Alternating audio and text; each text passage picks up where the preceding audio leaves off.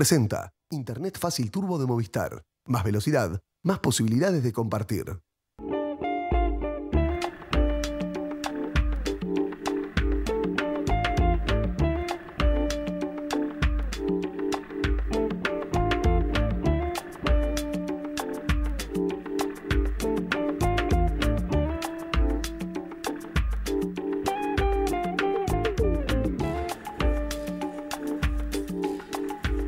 Amigos de Nuevo Siglo TV, muy buenas noches, bienvenidos a Claves Económicas. Un gusto nuevamente estar con ustedes en nuestro encuentro semanal. Seguramente muy pocas personas en el mundo y sin duda muy pocos uruguayos tienen la capacidad de mirar al mundo en las circunstancias actuales, con los desafíos, la crisis en Europa, los problemas en los Estados Unidos y todo el impacto que eso tiene en la economía uruguaya, como la capacidad que tiene de analizar esto el contador Enrique Iglesias. Un uruguayo que ha estado en las más altas esferas de la decisión a nivel global, ex canciller de nuestro país, ex presidente del Banco Interamericano de Desarrollo y actualmente secretario general iberoamericano. El contador Enrique Iglesias, que ha sido más permanentemente convocado, sin mucho éxito en los últimos años, pero a integrar nuevamente el gobierno del Uruguay, precisamente por su trayectoria, mantiene, sin embargo, un vínculo muy estrecho con nuestro país. Estuvimos con Nelson Fernández en la torre ejecutiva, en su oficina, en las oficinas de Secretaría General Iberoamericana, allí en la Plaza Independencia, dialogando con Enrique Iglesias y consultándolo acerca, precisamente, de su mirada sobre los temas del mundo y el impacto que todos esos cambios están teniendo en nuestro país. En el ámbito de la economía, efectivamente, pero también más allá.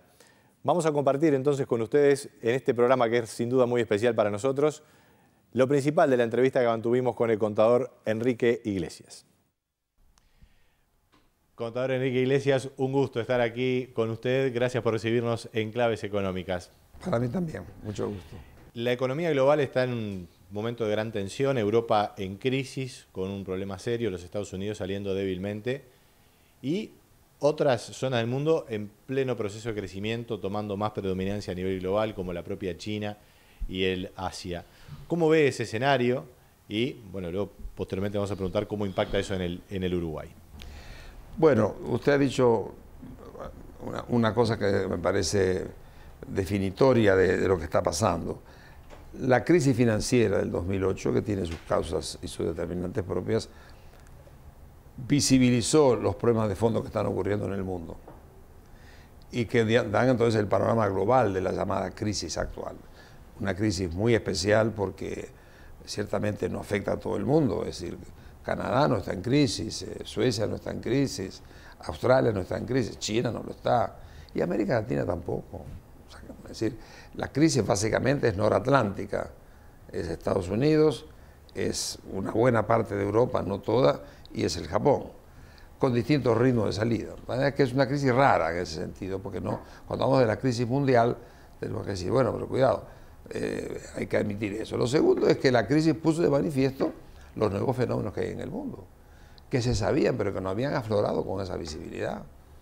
Puso que China es una potencia emergente que en este momento es uno de los grandes motores del mundo, de la economía mundial, y la India va en el mismo camino. Puso de manifiesto que Brasil es el quinto poder en el mundo. Si todas esas cosas fueron visibilizadas por una crisis grande. Tercero, puso de manifiesto también que por primera vez Estados Unidos y Europa no están en el mismo pentagrama. Tienen soluciones distintas y no se relacionan como se relacionaron siempre. No están unidos. No están unidos, por el contrario, están más bien enfrentados en algún momento. Esto es un hecho nuevo que se lo puso de manifiesto esta crisis, ¿verdad? No están unidos. Y eso es serio, porque tiene... Luego puso de manifiesto también que algunas cosas que creíamos nosotros sólidas, como la solidaridad comunitaria, una gran cosa, la comunidad fue una de las grandes cosas que se han hecho en este mundo. Bueno, está mostrando que hace agua por algún lado, que no está tan fuerte como se pensaba. Y también el hecho de que ciertamente los países están también viendo que su famoso estado de bienestar que Europa construye luego de la Segunda Guerra Mundial y de la que están muy orgullosos, comienza a ser mordido por la realidad económica. Entonces, se pusieron arriba de la mesa un montón de cosas que acompañan eso que se llama la crisis mundial, que no es mundial, para empezar, pero que los efectos de todo lo otro sí la hacen mundial. Y en ese escenario, ¿cómo puede impactar eso en el Uruguay, en la economía uruguaya? Por varias vías. Mire, lo primero hay que pensar de que el Uruguay está en el planeta Tierra y en América Latina, es decir, y por tanto cuando uno piensa que Estados Unidos y Europa están en crisis y que juntos y Japón son más del 50% del Producto Bruto Mundial, si el 50% lo está pasando mal, pensar que el otro 50% se va a escapar. Nos hemos escapado hasta ahora. Nos hemos acabado hasta ahora porque los otros motores del crecimiento, sobre todo el motor chino, y yo diría, entre paréntesis, un poco África también, que se está despertando. El motor chino movía la economía. Ahora, si la crisis mundial toca a China, porque no le compran, y China al no poder comprar no produce, y al no producir no nos compra a nosotros, entonces bajan el precio de las materias primas. Ese es el primer efecto, ya lo estamos sintiendo. Más que por un problema de volumen de venta, es precio.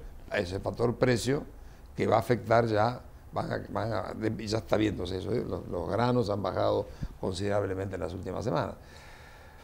Eso puede continuar si dura el proceso de ajuste y en Europa las cosas no se recomponen con la velocidad que se quisiera.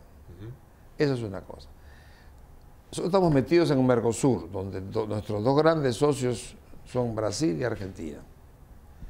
Si estos dos países comienzan a bajar su tasa de crecimiento, como están bajando, Brasil está bajando su tasa de crecimiento, es natural que compre menos. Y ahí podemos tener un efecto precio y un efecto cantidad. Si el país deja de tener estas perspectivas de crecimiento acelerado, que han sido ganchos importantes para estimular la inversión internacional, se reduce, el gancho se hace más chico, es posible que las inversiones también se hagan más chicas. Entonces, esas son todas las vías. Nosotros hemos descubierto el contagio, cosa que no habíamos, tampoco sabíamos de eso nosotros.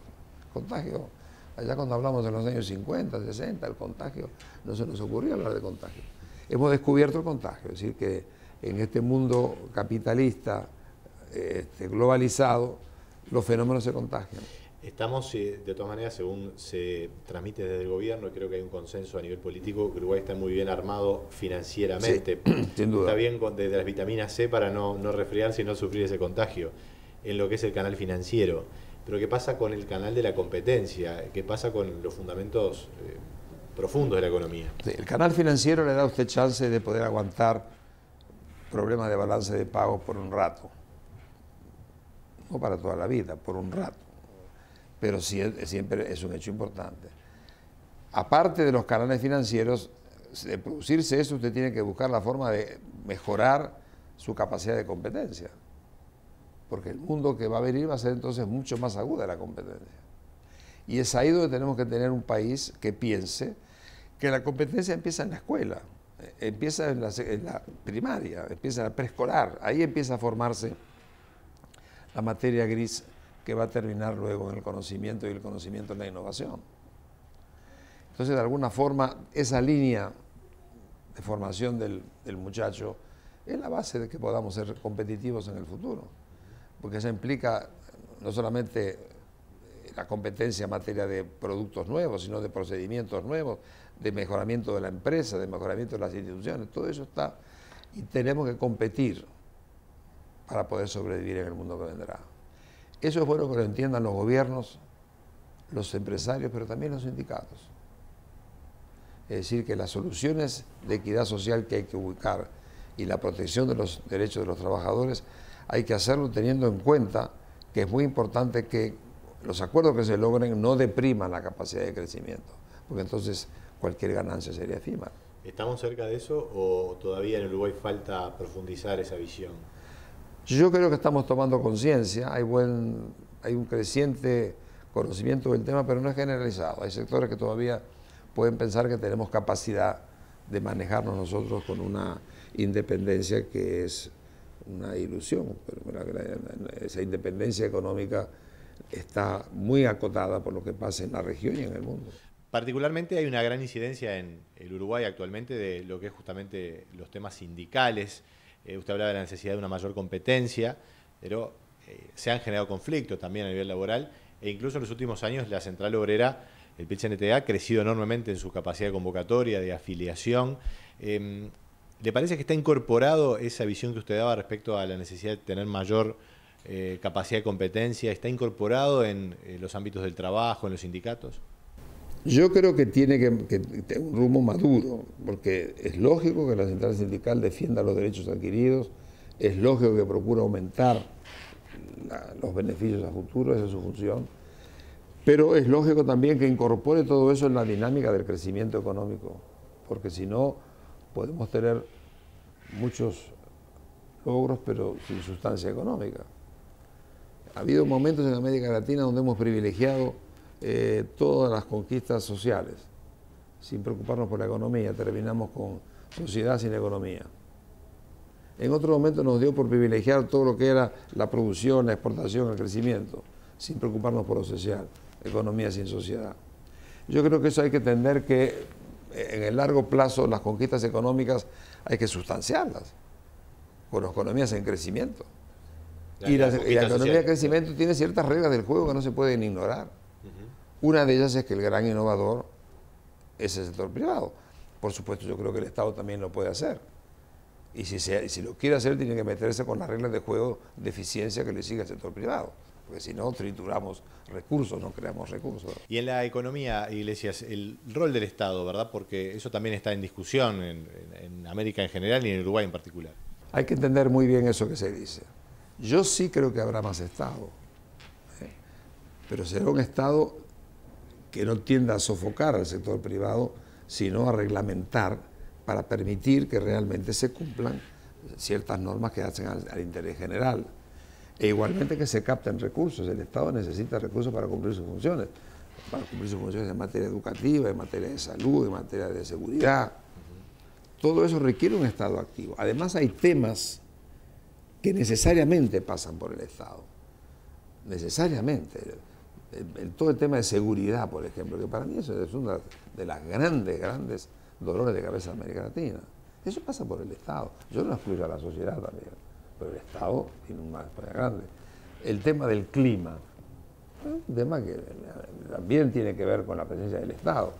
Es decir, el tema de la regulación de los movimientos financieros, que fue uno de los grandes pecados que hemos cometido en los últimos 30 años y que llevó a esa especulación gruesa. Tiene que haber una regulación, es decir, entonces yo creo que si a lo que convoca la realidad actual es a mirar para atrás para aprender, precisamos tener un Estado que haga cosas, que regule, pero precisamos tener un sector privado que sea capaz de ejercer con seguridad jurídica, con expectativas de ganancia y que cumpla ciertas reglas que son importantes para el país. En eso hemos aprendido. Ahora, ¿va a haber más Estado? Yo creo que sí. Pero a ver, ese Estado que va a estar acicateado por esas nuevas responsabilidades que el Estado debe asumir. Contador Iglesias, vamos a una breve pausa y seguimos el diálogo aquí en Claves Económicas. Bueno.